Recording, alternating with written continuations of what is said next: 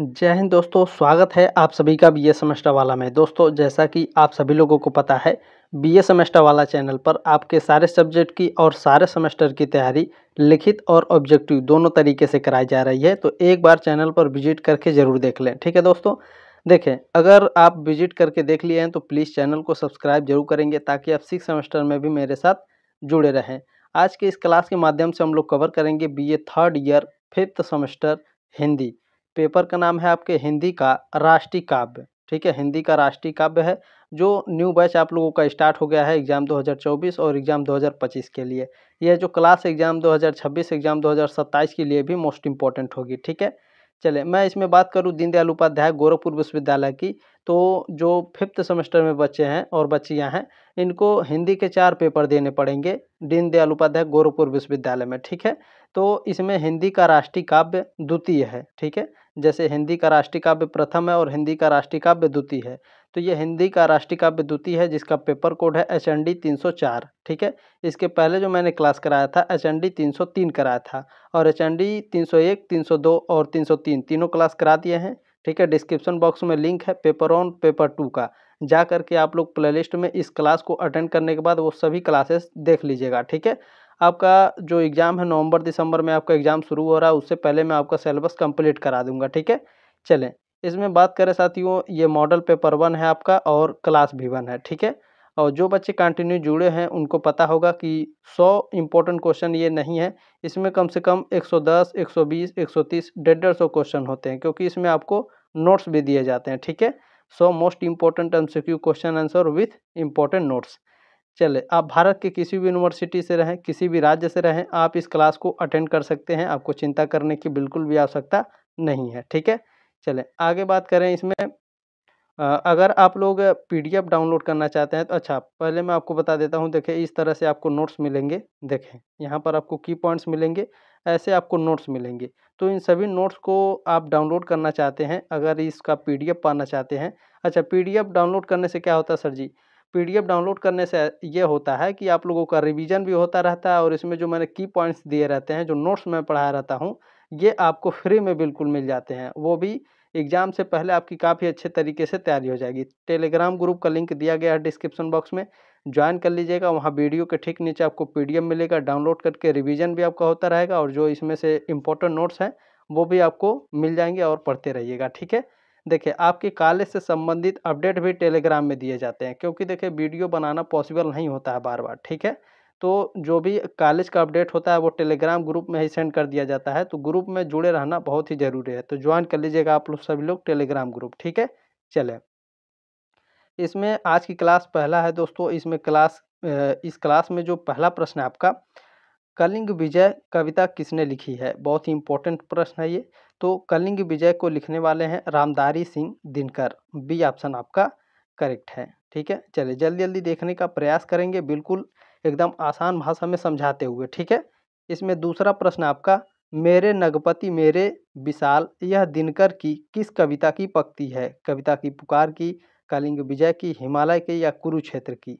मेरे नगपति मेरे विशाल, यह जो कविता है हिमालय है। ठीक है, सी ऑप्शन आपका राइट है, हिमालय से संबंधित है। हालांकि ये जो कविता है मेरे नगपति मेरे विशाल, ये कविता आपकी मेरे भारत के दिव्य भाल से ली गई है। ठीक है, देखें, मेरे नगपति मेरे विशाल, यह पंक्ति रामधारी सिंह दिनकर की कविता मेरे भारत के दिव्य भाल से ली गई है। ठीक है, इस कविता में दिनकर हिमालय का गुणगान कर रहे हैं। वे कहते हैं कि हिमालय भारतीयों के लिए सुख का सागर है और ब्रह्मा का पुत्र है। हिमालय को सीमापति कहा गया है क्योंकि यह हमेशा दुश्मनों के आगे खड़ा होकर उसका सामना करता है। ठीक है, चलें अब यहाँ दोस्तों रामधारी सिंह दिनकर की कुछ रचनाएं लिखी गई हैं जो आपके एग्जाम में पूछे जाते हैं कि सामधेनी किस कवि की रचना है या फिर नीम के पत्ते किस कवि की रचना है? तो ध्यान रखेंगे, उर्वशी, रश्मिरथ, रेणुका, संस्कृति के 4 अध्याय, हुंकार, सामधेनी और नीम के पत्ते, ये कुछ रचनाएं हैं रामधारी सिंह दिनकर की। ठीक है, प्रमुख रचनाएं हैं। ये उर्वशी सबसे ज़्यादा पूछा जाता है आपका। ठीक है, चलिए तीसरा प्रश्न आपका इसमें पूछा गया है, ध्यान देंगे, निम्न में से कौन सी, ठीक है, निम्न में से कौन सी रचना महाकाव्य है? रश्मिरथ, परशुराम की प्रतीक्षा, उर्वशी या रसवंती? तो जो उर्वशी है यह एक महाकाव्य है। अच्छा, सर जी उर्वशी महाकाव्य है तो किसका है? अभी मैंने ऊपर आपको पढ़ाया, सी ऑप्शन राइट है आपका। चलिए उर्वशी के बारे में जान लेते हैं। देखें, जो उर्वशी है रामधारी सिंह दिनकर, ठीक है? उर्वशी रामधारी सिंह दिनकर द्वारा रचित काव्य नाटक है। अच्छा, 1961 में प्रकाशित इस काव्य में दिनकर ने उर्वशी और पुरूरवा के प्राचीन आख्यान को एक नए अर्थ से जोड़ना चाहा है, ठीक है? चलिए ध्यान रखेंगे कि जो उर्वशी है इसका प्रकाशन कब हुआ था? पूछा जाता है 1961 में, ठीक है? किसने लिखा है? रामधारी सिंह दिनकर ने। प्रश्न नंबर 4 है, दिनकर का कुरुक्षेत्र के कितने सर्ग हैं? जो कुरुक्षेत्र है, दिनकर जी की रचना है ये कुरुक्षेत्र, तो इस कुरुक्षेत्र में कितने सर्ग हैं? कुरुक्षेत्र में कुल 7 सर्ग हैं, ठीक है? ए ऑप्शन आपका करेक्ट है। इसमें पाँचवाँ प्रश्न देखेंगे हमारा क्या पूछा गया है। देखें, दिनकर का अर्थ क्या होता है? दिनकर का अर्थ होता है सूर्य। ये ऑप्शन आपका राइट है। चलिए अगला प्रश्न है आपका, छठा प्रश्न है। अच्छा, ये आपकी जिम्मेदारी है कि आप इस क्लास को आगे ज़रूर सेंड कर देंगे और आपसे रिक्वेस्ट भी है क्योंकि ये मॉडल पेपर है और ये अच्छा जब क्लास देख रहे हैं तो आपको काफ़ी अच्छा लग रहा होगा इसमें, क्योंकि की पॉइंट भी आपको साथ में दिए जाते हैं, ठीक है? तो एक लाइक ज़रूर कर दीजिएगा अगर शेयर नहीं कर पाते हैं, क्योंकि लाइक करने से यूट्यूब क्या करता है, इस क्लास को आगे बच्चों को रिकमेंड करता है, ठीक है? तो लाइक कर दीजिएगा अगर शेयर नहीं कर पाएंगे तो। छठवां प्रश्न है आपका, निम्न में से दिनकर की कौन सी रचना है?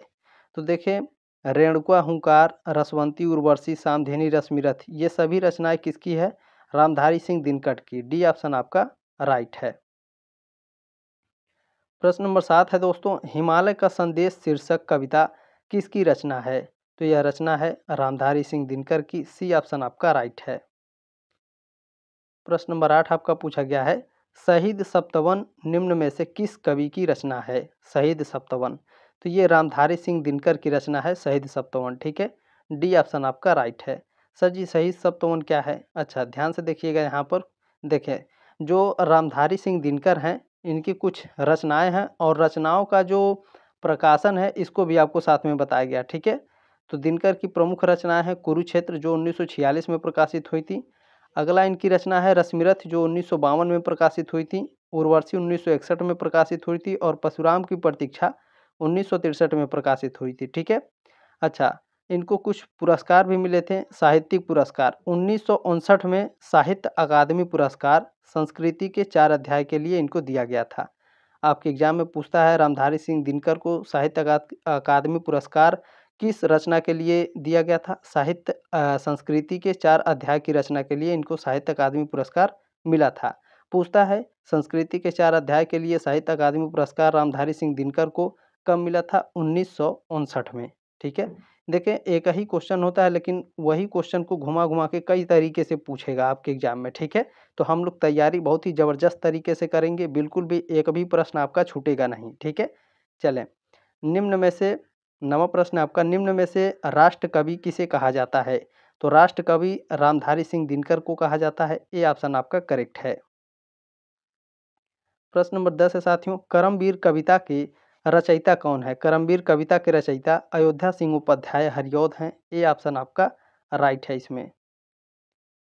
प्रश्न नंबर 11 आपका पूछा गया है, जन्मभूमि नामक कविता किस कवि की है? जन्मभूमि नामक कविता अयोध्या सिंह उपाध्याय हरिऔध की है। बी ऑप्शन आपका करेक्ट है। प्रश्न नंबर 12 आपका पूछा गया है, हम कौन थे, क्या हो गए हैं और क्या होंगे अभी काव्य पंक्ति के रचनाकार है। यानी ये जो लिखा गया है हम कौन थे, क्या हो गए हैं और क्या होंगे अभी, ये एक काव्य है, ठीक है? काव्य का एक पंक्ति है, तो इस पंक्ति के रचनाकार कौन है? इस पंक्ति के रचनाकार हैं मैथिली शरण गुप्त। डी ऑप्शन आपका राइट है। अब इसको लेकर के कई सारे प्रश्न आपके एग्जाम में अब आपके दिमाग में इसको लेकर के कई सारे प्रश्न उठ रहे होंगे, ठीक है? तो उसको मैं क्लियर कर दे रहा हूँ, ध्यान दीजिएगा।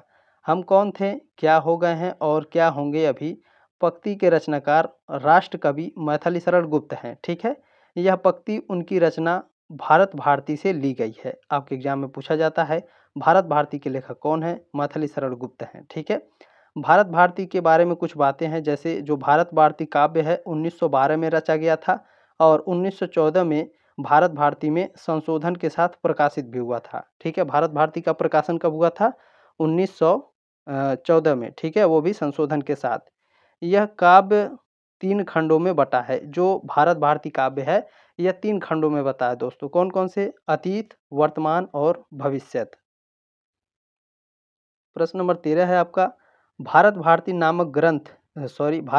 नामक काव्य ग्रंथ के रचयिता कौन है? देखिए इसी तरह से प्रश्न पूछेगा तो मैथिली शरण गुप्त हैं, ये ऑप्शन आपका राइट है। चलिए अगला प्रश्न देखते हैं। 14 नंबर प्रश्न आपका पूछा गया है, हिमाद्री तुंग श्रृंग से प्रबुद्ध शुद्ध भारती काव्य पंक्ति जयशंकर प्रसाद के किस नाटक में है? तो ये काव्य पंक्ति जो जयशंकर प्रसाद का है यह चंद्रगुप्त नाटक में है, बी ऑप्शन आपका राइट है। प्रश्न नंबर 15 आपका पूछा गया है, जागो फिर एक बार कविता के रचयिता कौन है? तो इस कविता के रचयिता हैं सूर्यकांत त्रिपाठी निराला, बी ऑप्शन आपका करेक्ट है। अब यहाँ पर आप लोग ध्यान रखेंगे, जागो फिर एक बार कविता के रचयिता सूर्यकांत त्रिपाठी निराला हैं। यह कविता छायावाद के आधार स्तंभ सूर्यकांत त्रिपाठी निराला की रचना परिमल में संग्रहित है। ठीक है, चलें आप लोग पीडीएफ जरूर डाउनलोड कर लीजिएगा टेलीग्राम ग्रुप ज्वाइन करके। ठीक है, चले झांसी की रानी नामक कविता किस रस में लिखी गई है? तो यह वीर रस में लिखी गई है दोस्तों। ठीक है, ये ऑप्शन आपका राइट है। अब झांसी की रानी कविता को लिखा किसने था भैया, ये भी आपके एग्जाम में पूछा जाता है। तो सुभद्रा कुमारी चौहान ने झांसी की रानी कविता को लिखा है। ठीक है, और ये वीर रस में लिखा गया है। प्रश्न नंबर 17 है, रामधारी सिंह दिनकर को भारतीय ज्ञानपीठ पुरस्कार प्राप्त हुआ रश्मिरथ पर, परशुराम की प्रतीक्षा पर, कुरुक्षेत्र पर या उर्वशी पर? देखिए बिल्कुल इसी तरह से आपके एग्जाम में पूछेगा। जो मैंने आपको दूसरा प्रश्न आपको शुरू में पढ़ाया था। ठीक है, मैंने बोला था कि इसी तरह से आपके एग्जाम में प्रश्न आते हैं। ठीक है, तो ध्यान रखिएगा बाबू। जो ज्ञानपीठ पुरस्कार मिला था रामधारी सिंह दिनकर को, यह उर्वशी पर मिला था। ठीक है, डी ऑप्शन आपका राइट है। अब यहाँ पर मैंने कुछ लिखा हुआ है आपके एग्जाम के लिए, बहुत ही इंपॉर्टेंट है, आपके कॉम्पिटिटिव एग्जाम के लिए भी मोस्ट इंपॉर्टेंट है। कुछ बच्चे बीए के साथ साथ कॉम्पिटिटिव एग्जाम की भी तैयारी करते हैं, तो उसके लिए भी ये मोस्ट इंपॉर्टेंट है। ठीक है, देखिए रामधारी सिंह दिनकर को साल 1972 में उनकी काव्य रचना उर्वशी के लिए भारतीय ज्ञानपीठ पुरस्कार से सम्मानित किया गया था। ठीक है, देखिए साल 1959 में उन्हें संस्कृति के 4 अध्याय किताब के लिए साहित्य अकादमी पुरस्कार से सम्मानित किया गया था। अगला प्रश्न आपसे बनेगा, 1959 में भारत सरकार ने उन्हें पद्म भूषण से नवाजा था। आपके एग्जाम में ये पूछा जाता है, बहुत ही फेमस है। ठीक है, कि जो रामधारी सिंह दिनकर हैं इनको पद्म भूषण से कब सम्मानित किया गया था? 1959 में। ठीक है, चलें 1952 में वे राज्यसभा के सदस्य बने थे। ठीक है, ये भी पूछा जाता है, रामधारी सिंह दिनकर राज्यसभा के सदस्य कब बने? 1952 में। प्रश्न नंबर 18 है आपका, ज्ञानपीठ पुरस्कार दिया जाता है किस क्षेत्र में दिया जाता है? तो भारतीय भाषा में साहित्यकारों के रचनात्मक लेखने के लिए, ठीक है, लिखने के लिए ये ज्ञानपीठ पुरस्कार दिया जाता है, सी ऑप्शन आपका राइट है। प्रश्न नंबर 19 आपका पूछा गया है, दिनकर किस रस के कवि माने जाते हैं? रौद्र रस के, करुण रस के, वीर रस के या फिर श्रृंगार रस के? तो रामधारी सिंह दिनकर जो हैं वीर रस के कवि माने जाते हैं, सी ऑप्शन आपका करेक्ट है। प्रश्न नंबर 20 आपका पूछा गया है, संस्कृति के 4 अध्याय किसकी रचना है? बताइए, अभी मैंने आपको बताया है रामधारी सिंह दिनकर। ठीक है, ये ऑप्शन आपका करेक्ट है। प्रश्न नंबर 21 आपका पूछा गया है, चलिए 21 नंबर प्रश्न है आपका, रामधारी सिंह दिनकर जी का जन्म बिहार के किस जिले में हुआ था? अभी भैया जिला पूछा है, गांव भी पूछ सकता है। ठीक है, तो जो दिनकर जी हैं रामधारी सिंह दिनकर जी, इनका बिहार के बेगूसराय जिले के, ठीक है, बेगूसराय जिले के सिमरिया नामक गांव में हुआ था। ठीक है, ध्यान रखेंगे, गांव और जिला और राज्य दोनों याद रखिएगा। ठीक है, तीनों याद रखेंगे। इनका जन्म, मृत्यु, इनके माता पिता का नाम आप लोग कमेंट करके बताइए। ठीक है, चलें, दिनकर जी की पहली कविता किस पत्रिका में प्रकाशित हुई? छात्र सहोदय, छात्र पत्रिका, छात्र मित्र या इनमें से कोई नहीं? तो जो रामधारी सिंह दिनकर हैं इनकी पहली कविता, ठीक है, किस पत्रिका में? तो छात्र सहोदर पत्रिका में प्रकाशित हुई थी, ये ऑप्शन आपका राइट है।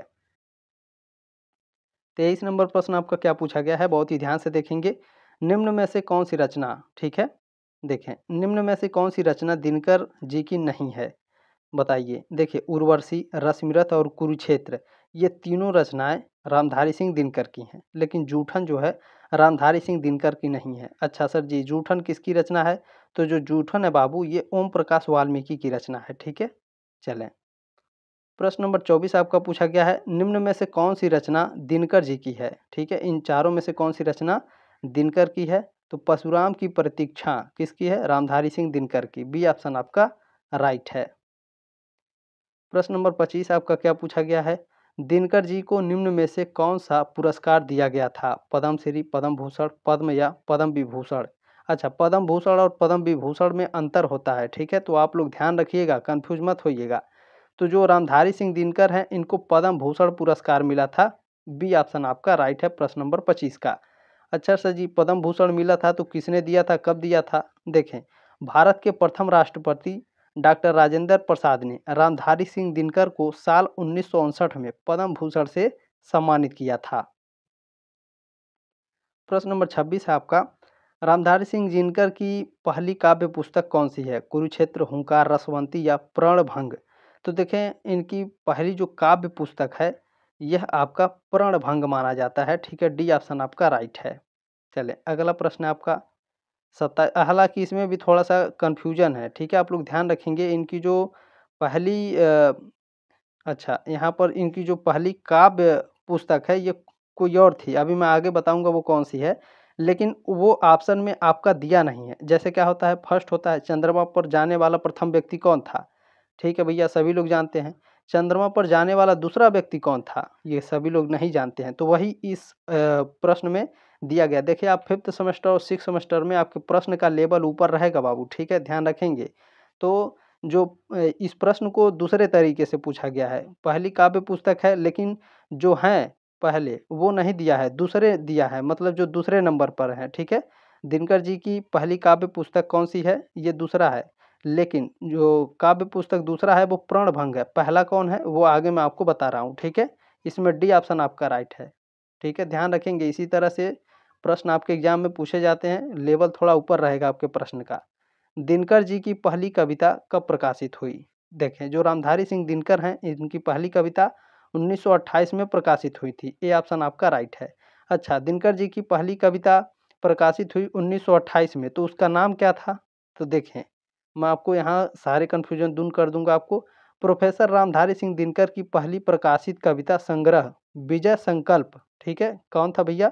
विजय संकल्प साल 1928 में प्रकाशित हुआ था, ठीक है। अब आपको समझ में आ गया। इनकी पहली काव्य जो है, पहली कविता संग्रह कौन है? विजय संकल्प, जो 1928 में प्रकाशित हुई थी। और जो प्राणभंग है ये 1929 में प्रकाशित हुई थी, 1 साल बाद, इसीलिए वो ऑप्शन में दिया नहीं था आपके, ठीक है। तो ध्यान रखेंगे, इसी तरह से आपको बिल्कुल भी मैं आपको विचलित नहीं होने दूंगा, ठीक है, ध्यान रखेंगे आपको। चले, दिनकर जी की कुछ रचनाएं हैं। जो प्रणभंग है 1929 में लिखा गया था, रेणुका 1935 में, हुंकार 1938 में प्रकाशित हुई थी, ये प्रकाशन वर्ष है, ठीक है। रसवंती 1939 में प्रकाशित हुई, द्वंद्व गीत 1940 में, कुरुक्षेत्र 1946 में, यशोधरा भी 1946 में प्रकाशित हुई थी, ठीक है। और ये रचना किसकी है? रामधारी सिंह दिनकर की।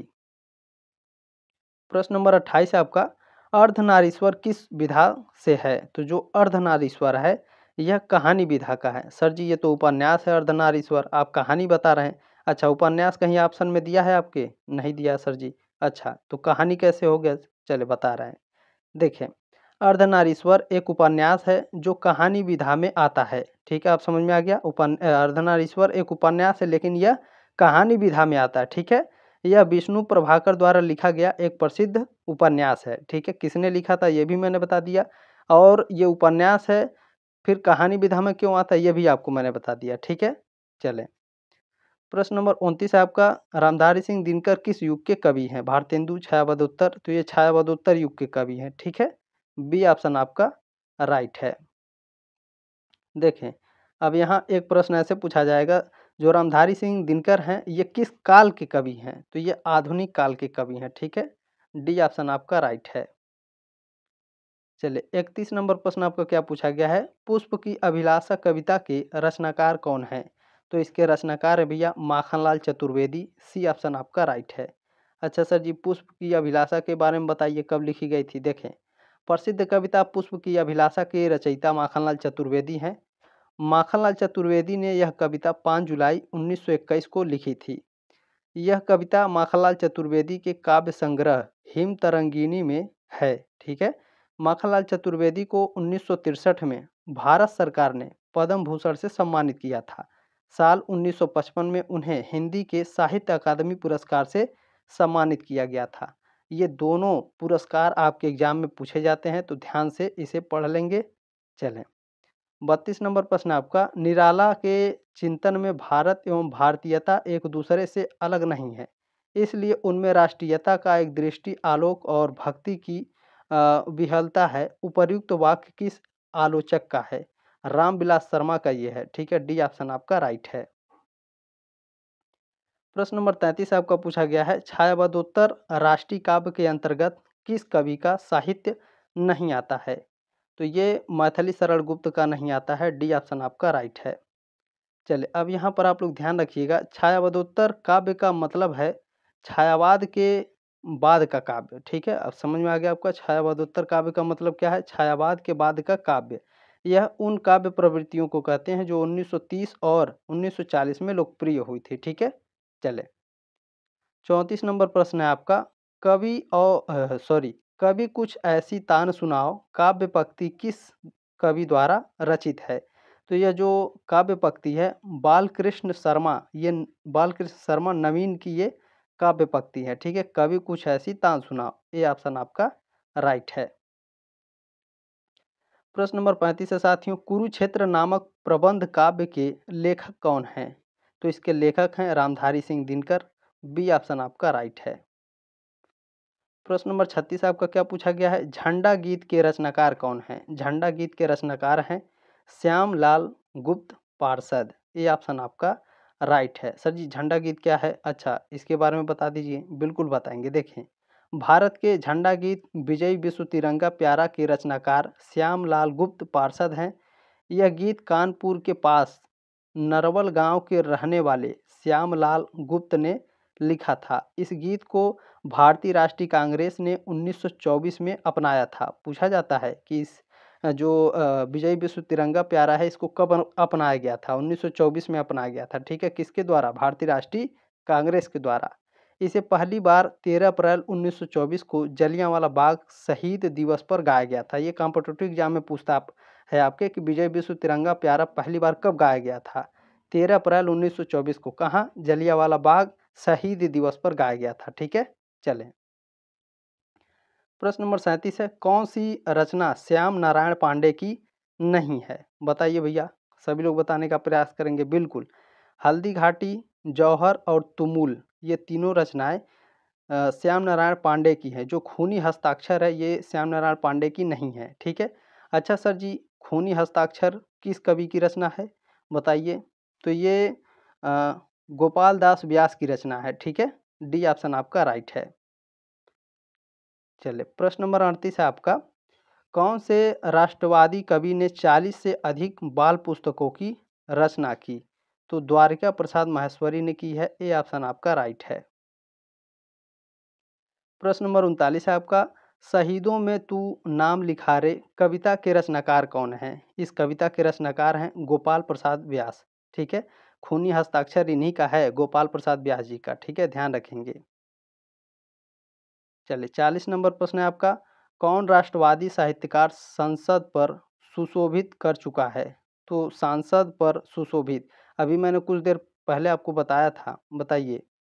बिल्कुल, रामधारी सिंह दिनकर जो है ये राज्यसभा के सदस्य रह चुके हैं। ठीक है, बी ऑप्शन आपका राइट है। कब रह चुके हैं? 1952 में, अभी मैंने आपको बताया है। ठीक है, चले, 41 नंबर प्रश्न है आपका, महाराणा प्रताप के घोड़े चेतक पर किस कवि ने कविता लिखी है? तो श्याम नारायण पांडे ने लिखी है। ये ऑप्शन आपका राइट है। प्रश्न नंबर 42 है दोस्तों, श्याम नारायण पांडे द्वारा रचित हल्दी घाटी काव्य ग्रंथ किस विधा की रचना है?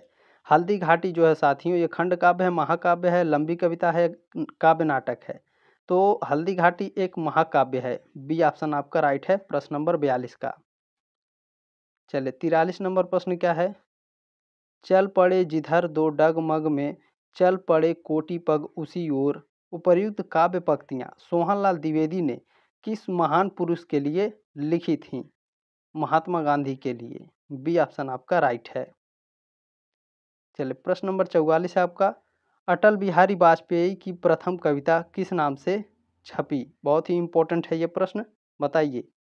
बिल्कुल, ताजमहल। सी ऑप्शन आपका राइट है।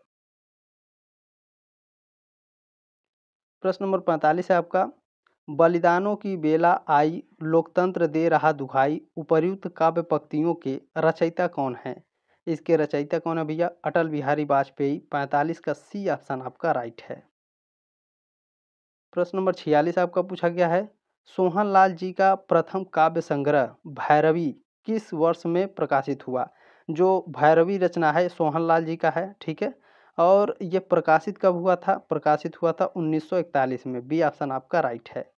अब यहाँ की पॉइंट दिया गया है, ध्यान से देखिएगा।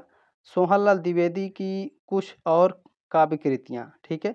पूजा गीत, युगाधार, विस्पान, वासंती, चित्रा, ये सभी रचनाएं किसकी हैं? सोहनलाल द्विवेदी की। ये सभी मुख्य रचना है, बहुत ही फेमस रचना है और ये पूछा जाता है आपके एग्जाम में।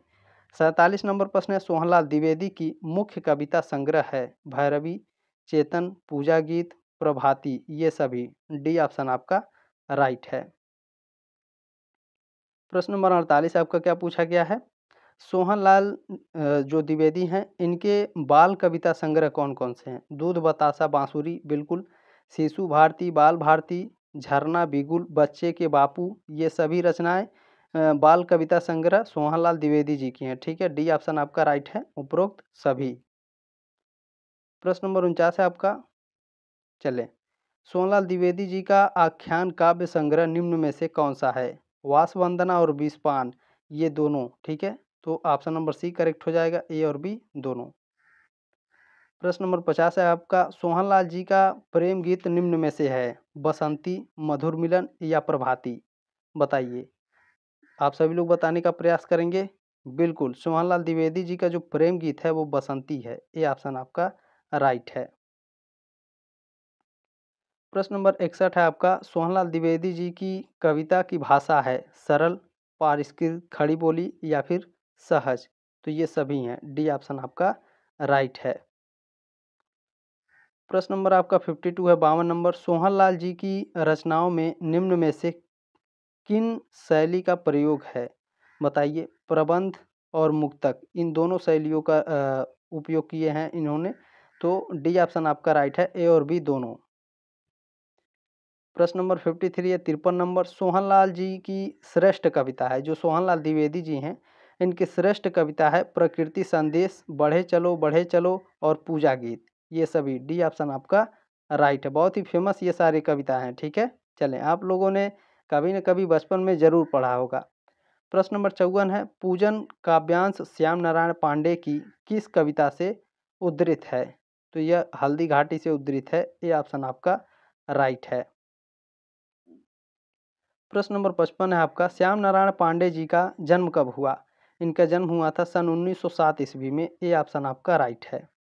चले, अब यहाँ ध्यान रखेंगे 1907 में हुआ था श्याम नारायण पांडे का जन्म, लेकिन कहाँ हुआ था? डुमरांव, जिला मऊ, उत्तर प्रदेश में, ठीक है। चलें, प्रश्न नंबर 56 है, गोपाल सिंह नेपाली किस तरह के कवि थे? हिंदी और नेपाली दोनों थे, ठीक है। सी ऑप्शन आपका राइट है। प्रश्न नंबर 57 है आपका, गोपाल सिंह नेपाली का जन्म कब हुआ? तो इनका जन्म हुआ था 1911 ईस्वी में। बी ऑप्शन आपका राइट है। प्रश्न नंबर 58 है आपका, गोपाल सिंह ने किस पत्रिका का संपादन किया? तो गोपाल सिंह ने ये रतलाम टाइम्स, चित्रपर और सुधा एवं योगी, ये सभी। डी ऑप्शन आपका राइट है। प्रश्न नंबर 59 आपका पूछा गया, गोपाल सिंह नेपाली कितनी पत्रिकाओं का संपादन कार्य किया या फिर किए? ठीक है, तो इन्होंने कुल 4 पत्रिकाओं का संपादन किया था। बी ऑप्शन आपका राइट है। सर जी, गोपाल सिंह नेपाली ने 4 पत्रिकाओं का संपादन कर दिया, लेकिन उसके नाम क्या थे? अच्छा बाबू, उसके नाम थे, देखें, गोपाल सिंह नेपाली एक बहुमुखी प्रतिभा के धनी थे। उन्होंने हिंदी साहित्य, पत्रकारिता और फिल्म उद्योग में महत्वपूर्ण योगदान दिया। पत्रकारिता के क्षेत्र में उन्होंने रतलाम टाइम्स, चित्रपट, सुधा और योगी नामक 4 पत्रिकाओं का संपादन किया था, ठीक है। ध्यान रखेंगे। अच्छा, यहाँ पर थोड़ी सी गलती हो गई है, यहाँ चित्रपट है, ठीक है। ध्यान रखेंगे, यहाँ पर टाइपिंग में थोड़ी गलती हो गई है, तो इसके लिए सॉरी। चलें, यहाँ पर मैंने आपका सुधार कर दिया है, ठीक है। चलें, 60 नंबर प्रश्न है आपका, सन 1962 के चीनी आक्रमण के समय गोपाल सिंह नेपाली ने किस तरह के गीत लिखे? ठीक है, किस तरह के गीत लिखे थे भैया? तो ये लिखे थे देशभक्तिपूर्ण गीत, ठीक है? ए ऑप्शन आपका राइट है। उम्मीद है साथियों आपको क्लास अच्छा लगा होगा। प्लीज़ एक लाइक ज़रूर करेंगे। इस क्लास को आगे शेयर करना आपकी ज़िम्मेदारी है और आपसे रिक्वेस्ट भी है, प्लीज़ शेयर ज़रूर कर देंगे, ठीक है? सब्सक्राइब ज़रूर कीजिएगा ताकि आप 6 सेमेस्टर में भी मेरे साथ जुड़े रहें। 6 सेमेस्टर के भी क्लासेस मैंने कराए हैं, प्लेलिस्ट में लिंक है, ठीक है? चैनल पर जाकर प्लेलिस्ट में जाइएगा तो वहाँ पर मैंने हिंदी के क्लासेस कराए हैं, ठीक है? आप लोग वो भी देख सकते हैं। जल्दी मिलते हैं आपके मॉडल पेपर 2 में, तब तक के लिए जय हिंद, वंदे मातरम।